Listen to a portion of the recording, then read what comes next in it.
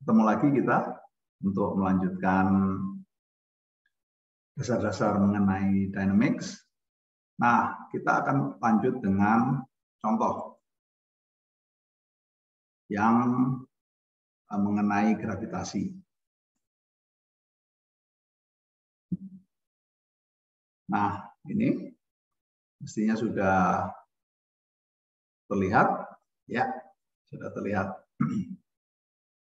Nah, kita akan menghitung atau melihat contoh perhitungan gravitasi dan berat benda yang jatuh bebas. Nah, di sini ada gambar pengamat ya. Saya buat pakai mata ini, icon mata, ini pengamat. Ada 3 kasus yang akan kita bahas. Kasus pertama ini kasus A, ini mudah diselesaikan. Saya tidak akan membahasnya. Lalu kemudian kita berangkat ke kasus B ini. Jadi kasus B ini ceritanya adalah ada benda diam pada ketinggian 200 mil, lalu jatuh bebas. Nah, ketika benda itu jatuh, mestinya kita mikirnya dia vertikal. Namun kita tahu bumi itu berotasi.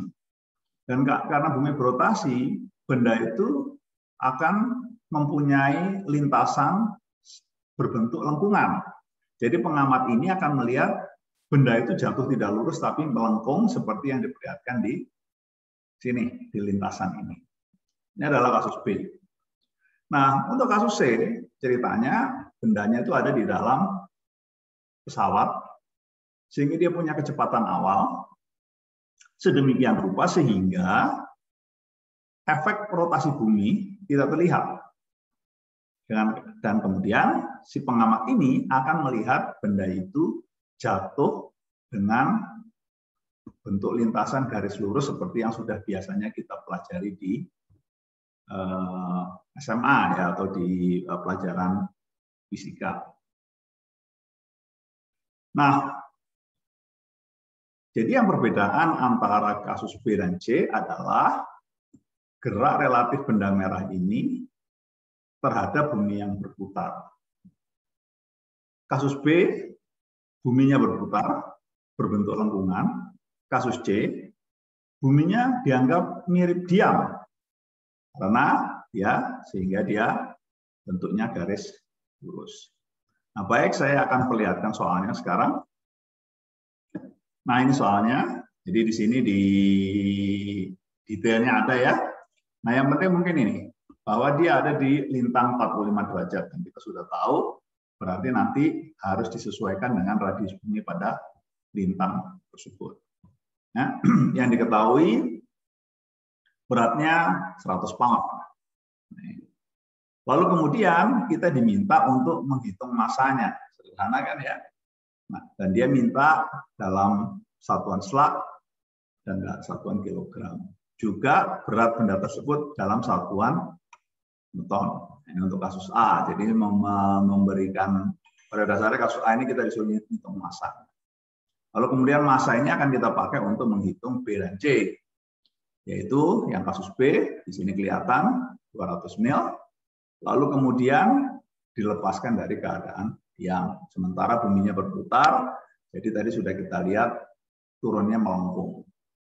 Lalu kemudian untuk kasus yang terakhir, yang C ini adalah si bendanya berada dalam pesawat, sehingga dia di dalam orbit bumi, yang pada dasarnya dia akan selalu berjalan bersama bumi, sehingga efeknya seperti bumi itu diam. Nah, di sini Anda diminta juga menentukan beratnya. Ya, beratnya di sini dalam satuan pound dan dalam satuan Newton.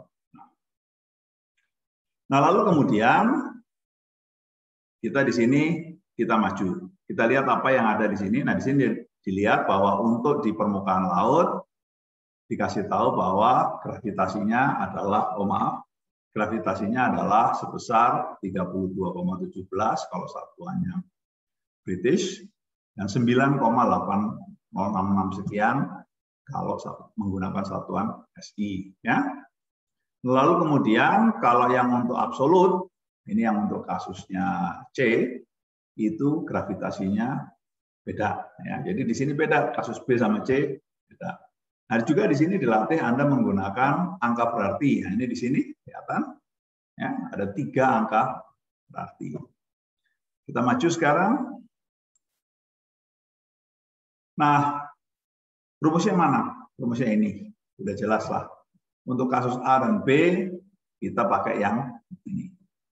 Ya, jadi hukum Newton untuk gravitasi. Yang membedakan A dan B hanyalah pada ketinggian H.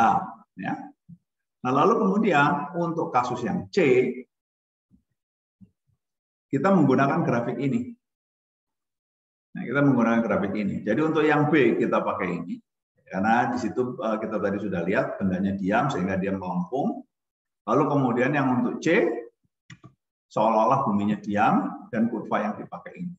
Nah, perhatikan kurva ini. Ya.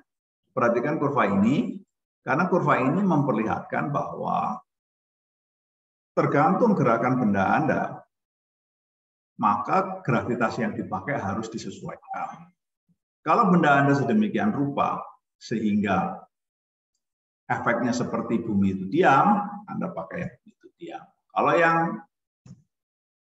bumi itu berputar, ya pakai bumi yang berputar. Nah, jadi inilah saya tidak akan membahas lebih jauh mengenai perhitungannya, silahkan lihat di buku. Yang penting buat saya adalah Anda mengenal 2 kategori kurva dari gravitasi ini. Kita maju lagi. Nah, lalu kemudian di sini saya mau tanya ini. Jadi di sini diminta bahwa ini kelihatan sekali ya. Ini angka 3. Jadi dia diminta 3 angka berarti. Terus kalau Anda pakai kalkulator, angka berarti bisa banyak sekali. Nah, kita menanyakan, ini seperti ini masuk di akal nggak kalau pakai lebih dari 3? Ya? Nah, ini sebetulnya jawabnya ada di pelajaran SMA. Di sini apa jawabannya? Nggak bisa pakai 4 angka berarti. Kenapa? Karena dari semua yang kita ketahui, itu yang angka berarti terkecil itu adalah 100 pound sama 200 mil. Dan 2 angka ini jelas-jelas hanya 3 angka berarti. Sehingga semua angka berarti lainnya, seperti misalnya di G ini, ya, kita hanya bisa pakai 32,2 karena hanya 3 angka yang dipakai. Nah, ini sekedar mengingatkan bahwa angka berarti sebetulnya ada dasarnya. Ya. Nah, di dalam buku teks ini hampir semua soal kecuali disebutkan mengasumsikan atau menuntut 4 angka berarti. Jadi nanti kalau Anda pakai kalkulator, mohon dipotong sehingga yang ditampilkan hanya 4 angka berarti saja. Demikianlah pembahasan mengenai soal ini. Sekarang kita mau maju ke soal berikutnya. Cuma di sini harus saya lihat karena ternyata slide saya agak agak salah ininya susunannya. Nah, kita mulai dari sini. Nah, ceritanya sekarang adalah kita mau melakukan perhitungan vektor. Ya, di sini diminta beberapa operasi ya. Menambahkan vektor, mengurangkan vektor, melakukan operasi perkalian silang atau cross product, dan satu lagi inner atau dot product. Ya. Selain itu, nanti di sini ada juga penambahan. Nah, saya ingin menerangkan bahwa di dalam buku ini skalar dan vektor dibedakan dari font yang dipakai. Skalar